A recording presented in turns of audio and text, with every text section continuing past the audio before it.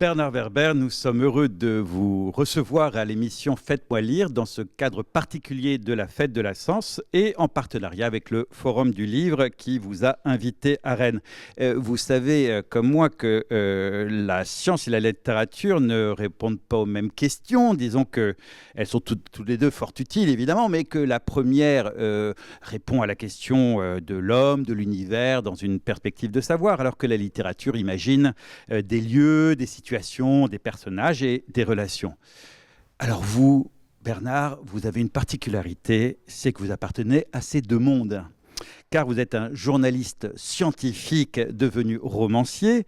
Vos premiers romans vous ont propulsé en haut de l'affiche avec plus de 20 millions d'exemplaires vendus pour la trilogie des fourmis. Vous revenez en ce mois d'octobre avec Le Temps des chimères paru chez Albin Michel. De quoi parle ce nouveau roman ?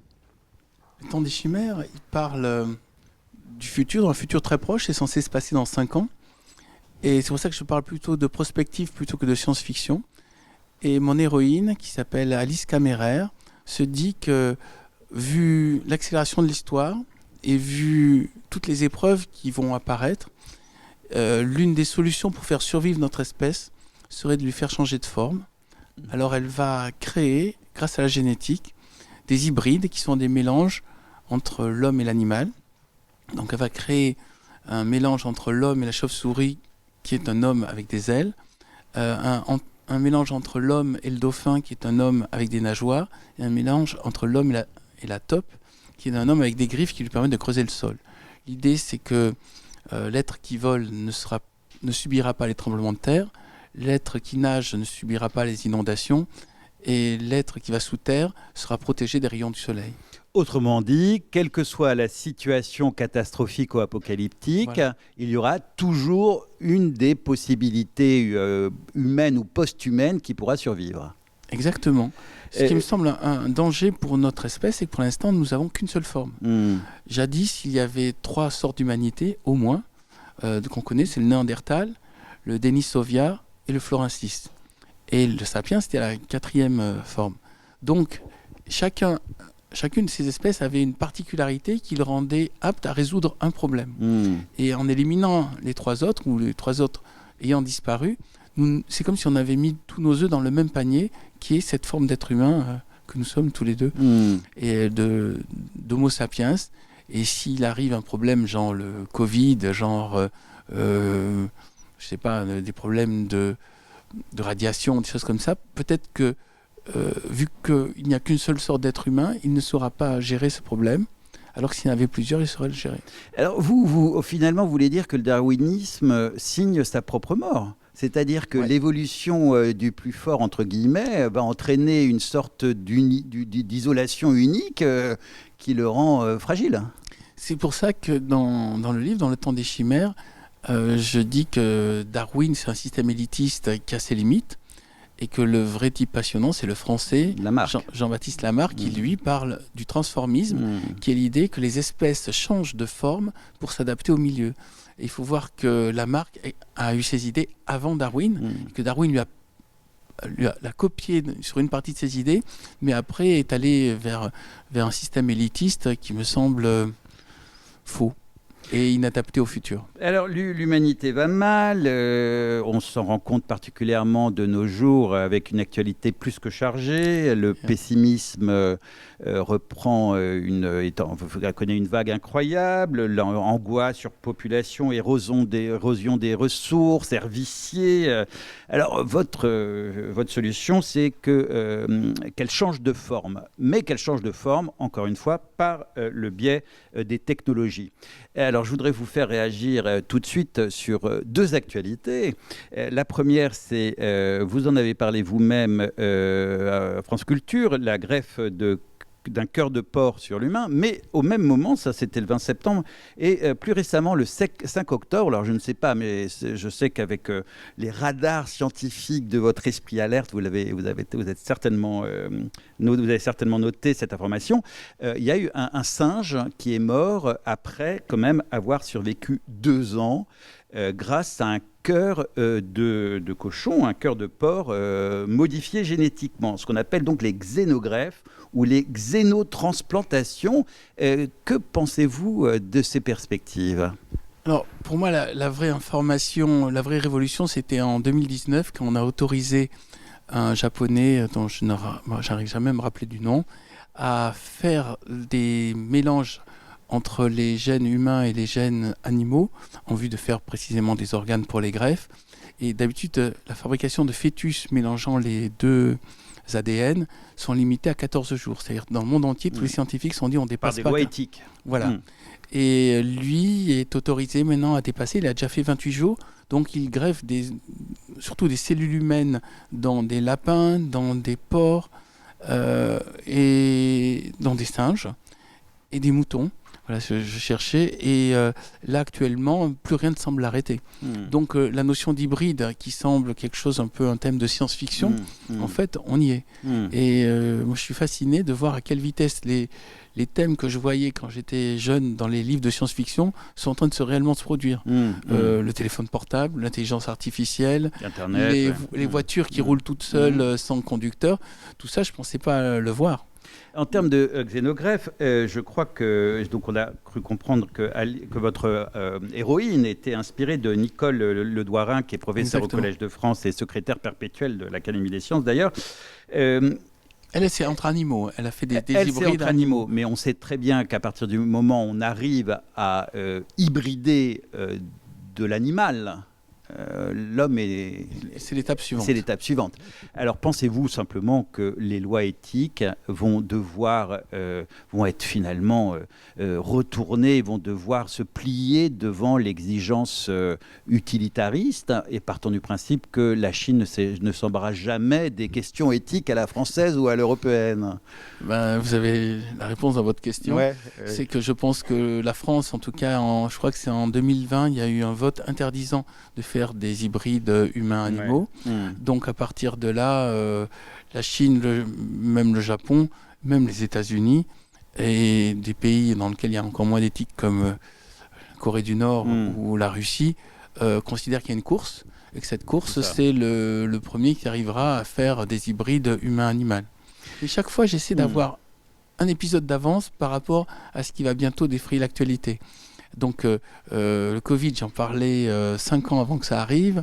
Même le terrorisme sur le World Trade Center, j'en ai parlé 3 ans avant que ça arrive. Et donc là, ce que je raconte sur les hybrides, a priori, c'est la chose dont on va entendre parler dans 3-4 ans. Mais j'essaie tout le temps d'avoir un coup d'avance. On reviendra un petit peu plus tard sur cet aspect que j'appellerais littérature prophétique. On y revient un petit peu plus tard. Pour l'instant, je voulais vous demander d'où vient cette idée directrice, c'est-à-dire pourquoi depuis vos débuts en littérature, vous avez toujours eu, depuis les fourmis, disons-le, un désir de rentrer en communication interspecies, entre espèces, c'est-à-dire, finalement, entrer en communication, c'est la propédeutique à une idée de fusion ou autre. D'où vient en vous cette idée de communication entre espèces, voire la possibilité, on est maintenant aujourd'hui, de les hybrider? Déjà, j'ai l'impression qu'on tourne en rond. Il y a déjà en politique, en philosophie, c'est les mêmes idées. En fait, on ressort du Platon, le mythe de la caverne, on y est encore. Et j'ai l'impression que les idées, alors que les technologies avancent à toute vitesse, on reproduit des bêtises qui datent de la préhistoire. Même ce qui se passe actuellement dans l'actualité, c'est le côté bête de l'homme qu'il n'arrive pas à passer. Donc il y a cette phrase fabuleuse de Rabelais, qui, à mon avis, est l'un de nos plus grands philosophes. Science sans conscience n'est que ruine de l'âme. Et que cette phrase, on devrait se la rabâcher en permanence. La vraie révolution, c'est pas la technologie, même si j'adore la technologie, mais c'est le changement de mentalité. Si une simple personne peut, avec un couteau, aller dans la rue et tuer des gens, ça veut dire juste que dans la tête, il y a quelque chose à changer, puisqu'ils sont programmés comme il y a 2000 ans, quoi. Ils n'ont pas bougé. Donc l'évolution, c'est dans les mentalités. Et c'est pour ça que je me dis la meilleure manière de faire comprendre comment changer les mentalités, c'est de sortir du cadre humain dans lequel on fonctionne toujours de la même manière, on répète les mêmes patterns qui amènent aux mêmes résultats, de manière cyclique, et de se dire, tiens, par exemple, comment fonctionnent les sociétés de fourmis, comment fonctionnent les sociétés de dauphins, comment fonctionnent les sociétés de rats, toutes ces autres formes d'intelligence et de pensée qui ont trouvé d'autres manières de vivre ensemble, et regardons, est-ce qu'on ne peut pas en tirer des idées pour nous vivre différemment, a fortiori vivre mieux. Puisqu'on n'arrive pas à nous raisonner, à devenir moraux, à devenir conscients, à devenir intelligents, allons chercher à l'extérieur du système. Moi j'aime bien Gödel, la théorie de Gödel, c'est que pour comprendre un système, il faut s'en extraire. Mais pour comprendre l'humanité, il faut s'extraire de l'humanité, essayer de voir, tiens, que pourrait penser de nous un oiseau, que pourrait penser de nous un insecte, un singe même.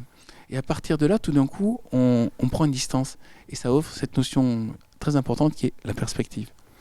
Oui, c'est très intéressant, comme vous citiez Gödel, mais même Descartes, parce qu'en fait, il se sert d'un mauvais génie pour tout reprendre et revoir de l'extérieur comment fonctionne le jeu, le cogito ergo sum, quoi. Donc, en effet, c'est une distance nécessaire. Alors, après, à savoir si c'est simplement un artifice qui permet de prendre de la distance ou si réellement ce qui est projeté pourrait devenir réalité.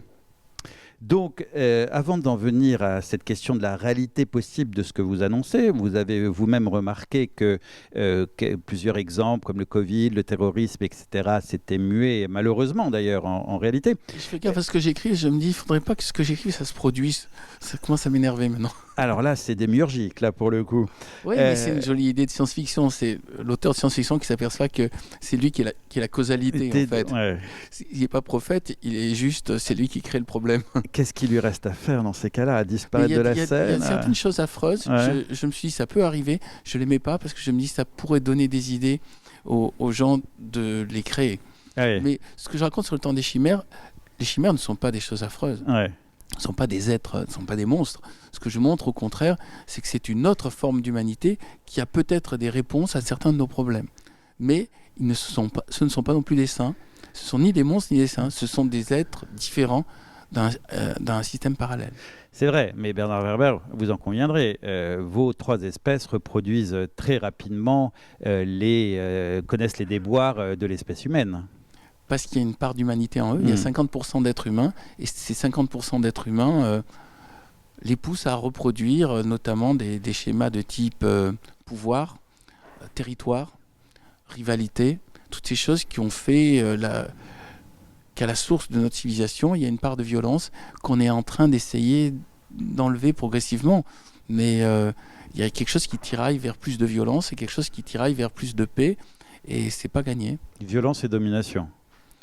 Oui, parce que probablement le primate qui est à l'origine de l'humanité vivait dans la peur. Et vu qu'il avait peur, il cassait la gueule aux autres primates en se disant pourvu qu'eux ne prennent pas le pouvoir sur moi. Et ça a duré tellement de temps, ça s'est répété tellement de fois qu'il nous reste des traces de cette peur et de cette volonté de domination. Et Bernard Werber, comment caractériseriez-vous votre production littéraire? Parce que, évidemment, elle s'inscrit dans le genre littéraire du roman. Alors, vous avez dit non, pas science-fiction, mais plutôt... philosophie-fiction. Ouais, philosophie-fiction, prospection, anticipation, prospective, avec toujours quand même l'accent mis sur la communication des hommes avec ou des temps, ou des espaces, ou des espèces différentes. Hein. Il y a toujours l'idée de se prendre du champ, ou bien avec d'autres espèces, ou simplement dans le rapport au temps, à l'histoire, ou bien au lieu. Et il y a aussi quand même toujours une dimension psychologique et émotionnelle, ou quelque chose de l'ordre d'un approfondissement du pouvoir de communication où vous transmettez une forme de coaching quand même au lecteur, parce que votre héroïne elle-même, on a l'impression qu'elle pas analyse, mais en tout cas, elle commente ses propres réactions pour essayer de trouver l'émotion la plus adaptée pour permettre une efficacité légitimité de ses choix. Et tout ça, on a le sentiment que tout cet ensemble est au service d'une sorte de dépassement spirituel, d'une réalisation d'une humanité nouvelle, peut-être. Comment définiriez-vous en quelques mots votre production littéraire ? J'écris pour que nos enfants aient une meilleure planète que nous, c'est-à-dire que nous allions vers un... Je n'ai pas d'autre terme qu'un monde plus harmonieux. Je ne dis pas monde de paix. Harmonieux, ça veut dire on communique mieux entre nous, on respecte les autres formes de vie et les autres formes, les végétaux, les animaux et la planète, et que cette harmonie nous permette de sortir de la peur. Et j'écris pour ça. C'est-à-dire, je signale quels sont les dangers, j'explique comment ils peuvent se développer et j'essaie de trouver des solutions. Il y a une littérature importante qui est la dystopie. C'est 1984, Le meilleur des mondes, Le soleil vert, c'est-à-dire de la science-fiction ou La planète des singes qui annonce que tout va aller mal. Moi, je crois qu'on va avoir des problèmes. Maintenant, c'est à nous, auteurs de science-fiction, de dire, OK, il y a quand même, grâce à notre imagination, des possibilités de trouver des sorties de secours. Donc, Le temps des chimères, c'est une sortie de secours grâce à l'hybridation et la fabrication de chimères. Mais j'avais écrit un autre livre qui s'appelait Le papillon des étoiles. Le papillon des étoiles, je disais, quand ça ira plus du tout pour toute l'humanité, il y a un moment, il faudra partir non seulement de la planète, mais du système solaire. Ouais. Et à partir de là, penser comment recommencer une humanité sans refaire les mêmes erreurs. Et je continuerai en disant que Bernard Werber, votre écriture s'inscrit quand même dans une grande et longue tradition qui remonte aussi bien à Jérusalem qu'à Athènes, qu'est la littérature prophétique. Et elle est prophétique et du coup souvent apocalyptique, et ce qui est le cas avec Le temps des chimères, qui commence par, très rapidement, par la destruction et la Troisième Guerre mondiale, la destruction du monde, et pas une tabula rasa, mais en tout cas, parce qu'il reste des humains, et d'ailleurs fort sympathiques, pour aller danser au Hall, c'est pas mal, mais je n'en dis pas plus. Ouais, j'ai trouvé ça très amusant.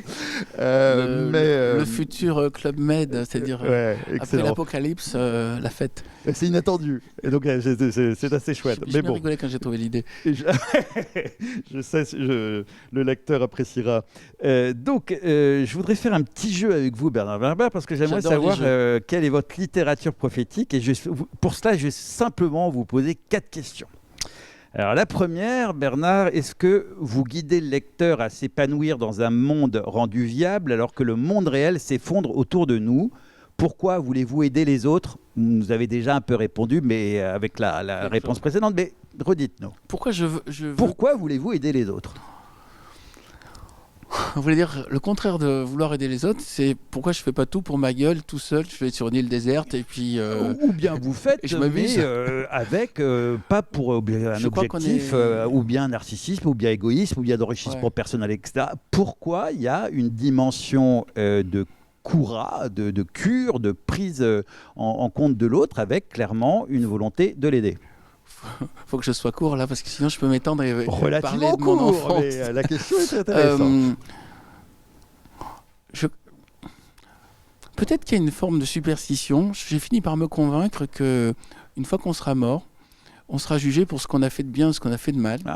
Et j'aimerais bien à ce moment-là me dire, j'ai quand même fait des trucs qui pourront aider les autres.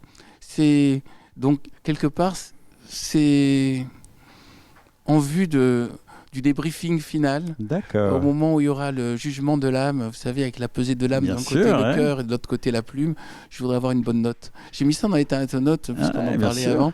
Dans l'état note, il faut atteindre le chiffre de 600 pour être libéré du devoir de se réincarner. J'aimerais bien atteindre ce chiffre de 600, donc j'essaie de me comporter le mieux possible, sans que je ne suis pas parfait, loin de là, mais en tout cas de faire le plus d'actions qui puissent donner envie à d'autres personnes de faire des actions, c'est-à-dire une sorte de lumière contagieuse.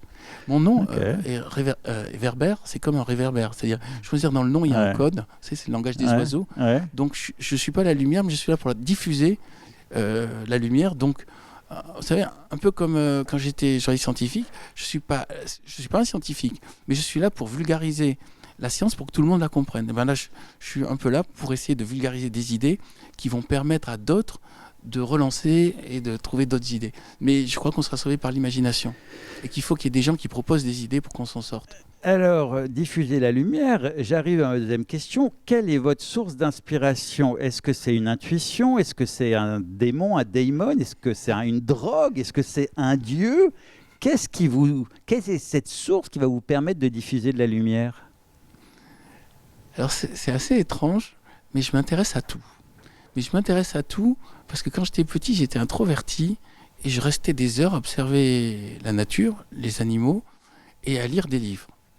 C'est donc en quelque part ma faiblesse, le fait que je jouais pas au football, je n'étais pas en train d'hurler avec les autres gosses dans tous les mouvements de groupe, qui m'a rendu solitaire. Et en étant solitaire, je me suis intéressé, d'abord très petit, j'ai commencé à lire et à écrire, à faire de la musique et à fabriquer des objets, à fabriquer des machines.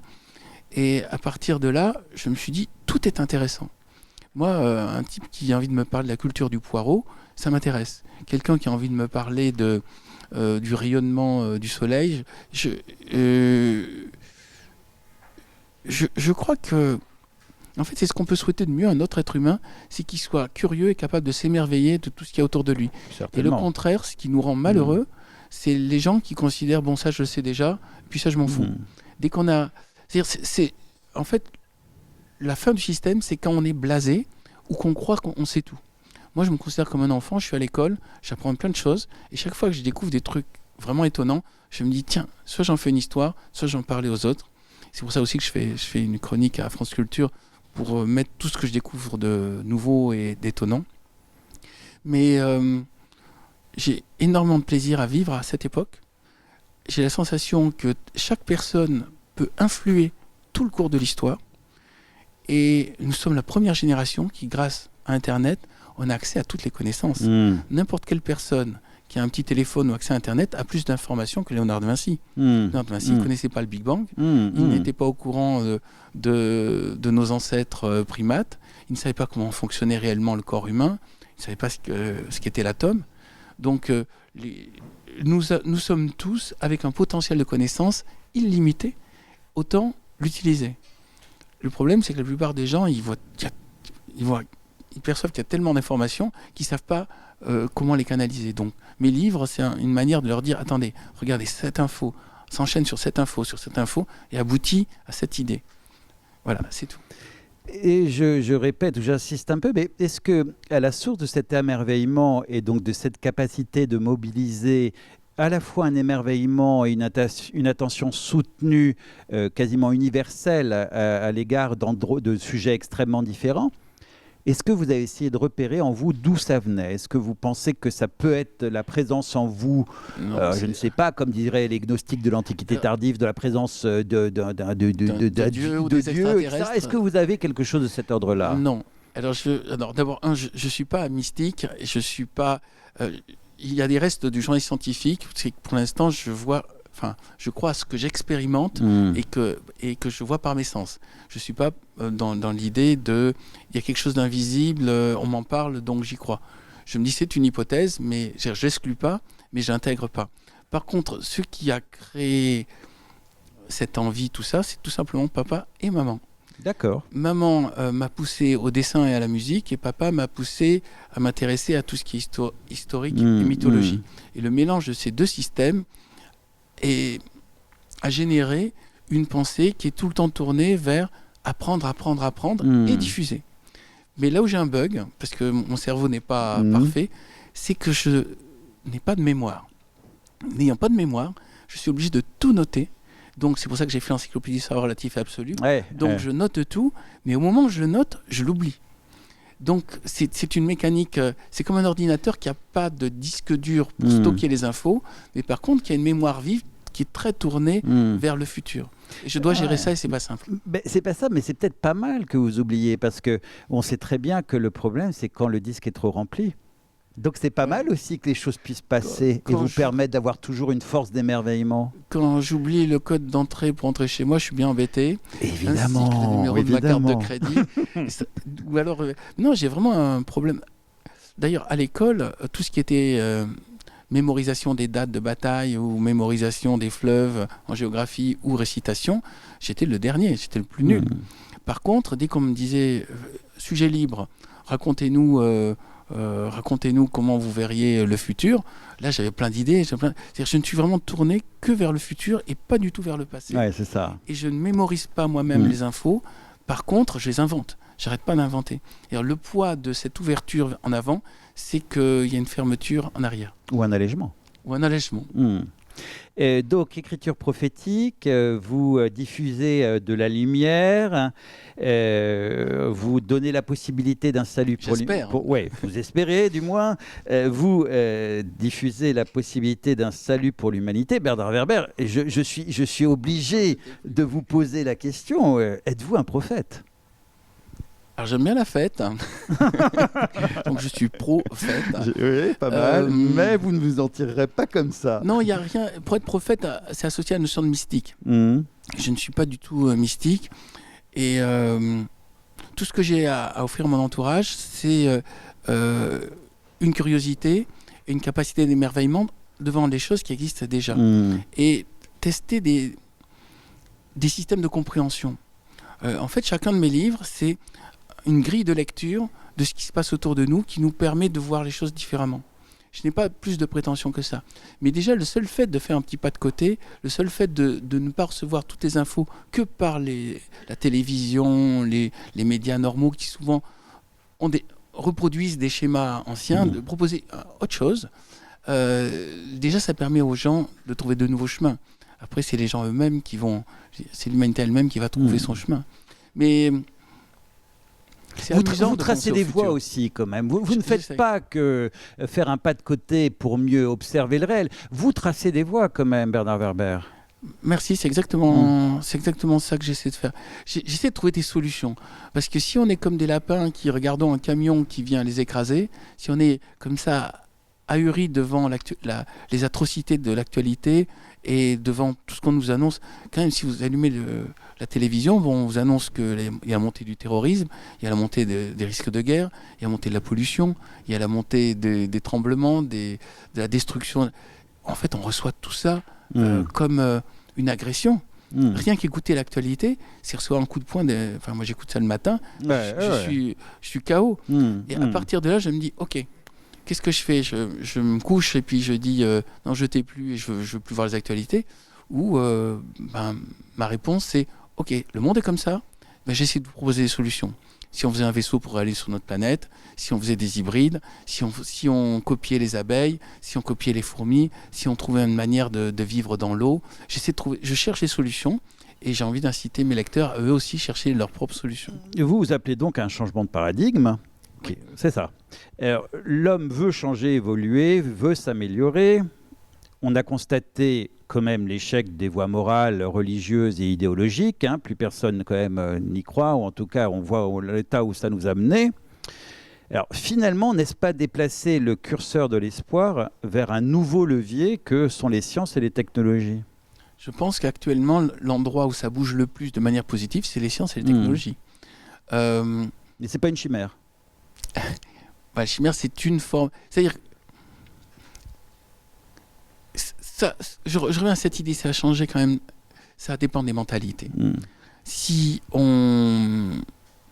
Regardez, par exemple, ce qui se passe en Chine. En Chine, c'est une société dite communiste, mais dans laquelle il y a plein de gens qui ne font les choses que pour avoir plus d'argent plus vite. Ce système-là, qui est une sorte de capitalisme sauvage, c'est surprenant dans un pays censé être social, nous amène droit au mur.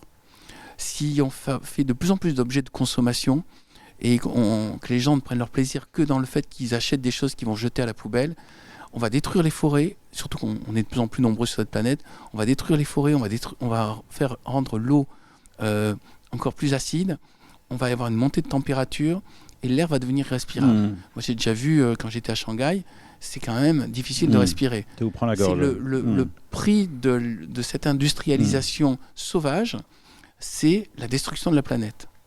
Donc, il faut à tout prix arrêter ça. C'est vrai.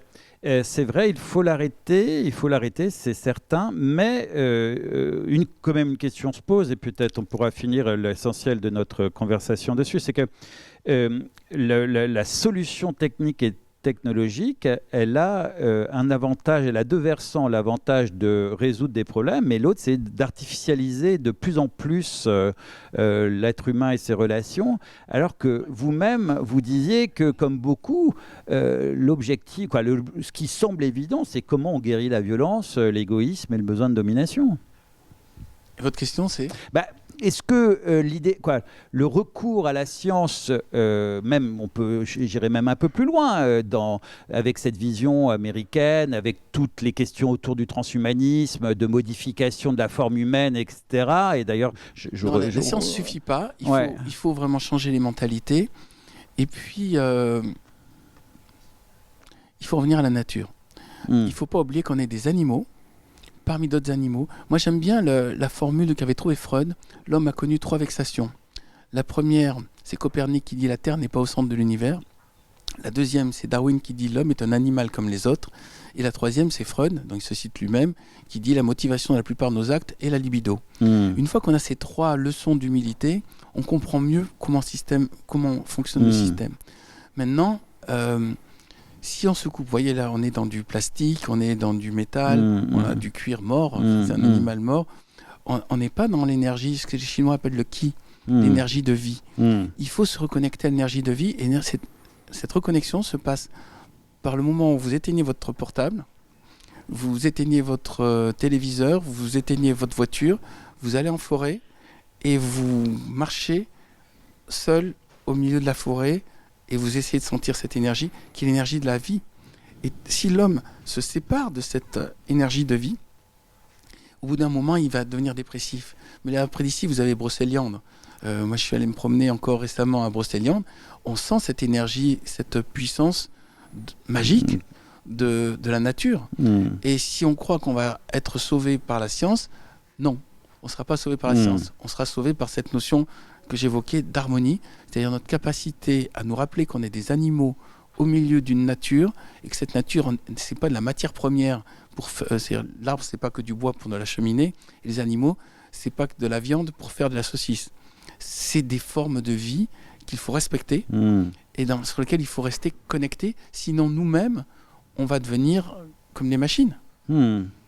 En tout cas, tout ça démontre qu'une seule chose, c'est votre très grande ouverture d'esprit, c'est-à-dire votre capacité quand même à avoir un intérêt, mais une vraie attention à différents niveaux de réalité et différentes réalités du vivant et de la magie, etc. etc. Donc une attention démultipliée. Et je crois que c'est ça qui est amusant. Ouais. Puis, mais si vous me posez la question, c'est que vous-même, vous avez ce genre de questionnement. Je crois qu'on ne peut pas juste vivre pour gagner de l'argent. Bien sûr. Pour payer des impôts et puis pour prendre sa retraite et puis après aller à l'EHPAD. Si c'est que ça, la vie, on passe à côté du truc rigolo. Moi, je pense que le vrai truc rigolo, c'est précisément, comme je disais tout à l'heure, marcher en forêt, regarder un coucher de soleil. Tout ça, en plus, c'est gratuit. Donc, c'est formidable. Et puis, essayer de comprendre ce qui se passe. Moi, quand j'étais petit, je restais des heures à observer des fourmilières. C'était une leçon. Peut-être que tout ce que j'ai écrit n'est issu que de cette expérience que j'avais enfant, de regarder une fourmilière, de me dire, OK, ça c'est un système. Comprenons ce système, puisque moi-même, je suis inclus dans un système similaire. Peut-être que moi-même, je peux paraître une fourmi par rapport à un être encore plus grand qui me regarde. Ça donnait nous les dieux. Mais si l'homme oublie qu'il n'est qu'un être, une forme de vie parmi d'autres formes de vie, il va juste passer à côté du truc le plus passionnant qui est la connexion à la planète et à la nature. Je pense que ce sera le mot de la fin, mais il faut savoir, Bernard Werber, que dans mon émission, je finis toujours par une petite phrase particulière pour chaque invité et qui précède une lecture. Donc, je vais vous remettre votre propre ouvrage en vous proposant de choisir une lecture dedans. Et je vous lis ma petite phrase qui est toujours courte, qui est: Bernard Werber, comme votre parole est d'or et vos écrits prospectifs, nous aimerions entendre un extrait de votre ouvrage, Le temps des chimères. Je le choisis au hasard.